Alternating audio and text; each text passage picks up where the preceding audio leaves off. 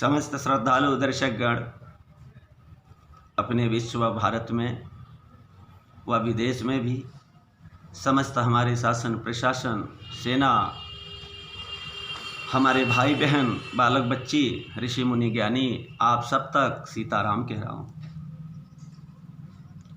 आप सब परम सुखी रहें, यही भगवान से सुबह से शाम यही कल्पना कर रहा हूँ।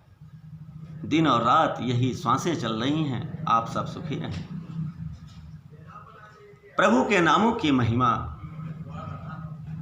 इस कलिकाल में केवल प्रभु के नाम ही हम और आपके लिए साक्षात, चाहे जिस नाम से हमारे भाई पुकारें, चाहे राम कहें, चाहे हमारे धरती पर रहने वाले भाई जिस नाम से उनकी इच्छा पुकारते हैं, पर वो ईश्वर एक हैं, उनके रूप और नाम तो अनेक हैं। देखिए, जब प्रभु अयोध्या में दशरथ जी के यहाँ आए थे, उनका नामकरण वशिष्ठ जी महाराज ने किया था। क्या दशरथ जी नामकरण किए थे? वशिष्ठ जी उनके कुल पूज्य गुरु थे। उन्होंने दशरथ जी से, जब दशरथ जी बोले कि प्रभु ये प्रथम पुत्र बड़ी रानी के गोदी में आए हैं, इनका नाम, तो दशरथ जी ने अपनी जब इच्छा जाहिर की तो वशिष्ठ जी महाराज कहते हैं क्या कि इनकर नाम अनेक अनूपा, इनकर नाम अनेक अनूपा, अनुपम, अनंत, अथाह, अगाध हैं, क्योंकि ये विश्व विदित है। जब इच्छा हुई इनकी, जिस रूप में इच्छा हुई, ये तुरंत भक्त के दर्द को सुनने वाले भक्त वत्सल हैं, आ जाते हैं और वो इनका नाम अवश्य बनता है। एक होते हुए भी ये पूरे ब्रह्मांड को अपने पेट में लिए हैं प्रभु हमारे। इनके नामों की महिमा आज नहीं भाइयों बहनों, आपने द्वापर त्रेता में भी देखा होगा, सुना होगा, सतयुग में भी इनके नाम की महिमा क्या है। किस नाम को भजूं, किस नाम से मुक्ति हो जाएगी, किस नाम से हम दुखी नहीं होंगे, भवसागर की नैया पार हो जाएगी। भवसागर की नैया पार करने वाले तो प्रभु हैं, भवसागर की नैया भी तो प्रभु हैं। अगर प्रभु नैया नहीं बनेंगे, प्रभु खेवैया नहीं बनेंगे, तो क्या भाव की नैया कोई पार कर सकेंगे। विचार करें, आज इस पृथ्वी पर तो खूब नदी, ठीक है, आप गंगा पार हो रहे हैं, जमुना पार हो रहे हैं, ठीक है, नर्मदा पार हो रहे हैं, ठीक है, समस्त नदियों में पार हों, महासागर पार हो रहे हैं, पर भाव की नदियाँ तो पार होना दुर्गम है भाइयों में। वहाँ की नैया तो हम और आप केवल प्रभु के नाम के ही सुमरन से, भजन से, कीर्तन से, स्मरण से, मनन से उस नैया को पार कर सकते हैं। बाकी कोई सहारा नहीं है जो वो नैया पार हो सके। हम और आप इस दुनिया में आए हैं, वादा करके आए हैं मुट्ठी बांध के प्रभु। संसार का क्या है, काम क्रोध मद लोभ नाथ नरक के पंथ, इनके तज कर भजन जिन्हें भजें सदा संत। काम क्रोध मद लोभ ये तो नरक के रास्ते हैं।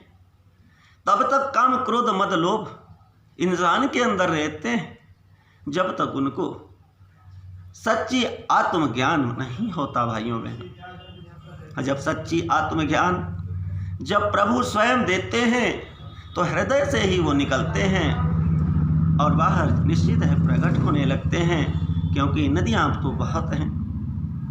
गंगा जमुना लोग प्रयागराज में जाते हैं, कहते हैं प्रयागराज में गए सरस्वती गुप्त हैं।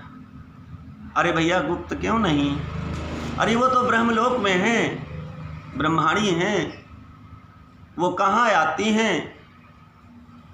वो तो जब कृपा हो गई तो सबको सुलभ हैं, सब दिन सुलभ हैं, सब देश में सुलभ हैं, विदेश में भी सुलभ हैं। कहाँ आती हैं? राम भक्ति जहाँ सुर सरी धारा, जहाँ प्रभु श्री राम जी की भक्ति मैया जिस हृदय में विराजमान है। तो भक्ति के पुत्र, एक का नाम जेठे का ज्ञान है, दूसरे का वैराग्य। तो जहाँ प्रभु श्री राम की शक्ति भक्ति में या विराजमान हैं, वहीं सूर्य सरी धारा स्वर्गलोक को छोड़कर तुरंत माँ सरस्वती दौड़ी दौड़ी चली आती हैं। सरस्वती ब्रह्म भगवान का गुणगान ऐसा जैसे गंगा बह रही हैं, यमुना बह रही हैं, ये देखिए मुखों से बहने लगती हैं। जब मुखों से बहने लगती हैं तो आप सबके कानों में जब ये जाती हैं, प्रवेश करती हैं, तो इसी में गंगा भी मिली हैं, यमुना भी मिली हैं, समस्त तीर्थ भी मिले हैं भाइयों बहनों। क्योंकि सुन समझे जन मुदित मन मज्जहि अति अनुराग, लहें चार फल अछत तनु साधु समाज प्रयाग। अगर कहीं भगवान भोलेनाथ की कृपा हुई, कहते हैं हे उमा, अगर सत्संग मिल गई तो हे शक्ति, वहाँ तो चारों फलों की प्राप्ति हो जाती है, अर्थ भी, धर्म भी, काम भी, मोक्ष भी। और तीर्थ में जाने से तो केवल एक फल ही, केवल ये जल से तन को धोना। तो क्या जल से तन को धोना? तीर्थों में गए, गंगा में, यमुना में अपने तन को धोए, नर्मदा में अपने जल तन को धोए, महासागर में गए अपने तन को, पर मन तो धुला नहीं। मन कब धुलेगा? जब सत्संग मिलेगी। संत मिलन तब हरि कथा। जब संतों का मिलन होगा, भगवान हरि की कथाएं प्रसंग मिलेंगी सुनने को। वहीं अगर भक्ति मैया हैं तो निश्चित है सरस्वती आएंगी, और आप सबको निश्चित है कि ये कानों के द्वारा, कर्णपुटों के द्वारा हृदय तक प्रवेश कर अंदर काया को निर्मल करेंगे। तो जब निर्मल मन हो जाएगा तो भगवान भोलेनाथ कहते हैं निर्मल मन जन सो वही पावा। वही इस दुनिया में आकर धन्य हुए जो अपने मन मंदिर को निर्मल किए। बाकी आने का क्या मतलब है? यही एक दिन छोड़कर, काया 5 तत्व से बना है, यही छोड़ करके इस हंस को उड़ जाना है। अपने किए हुए इन हाथों से, 10 इंद्रियों से कर्मों को ही तो वहाँ जा कर के पाना है।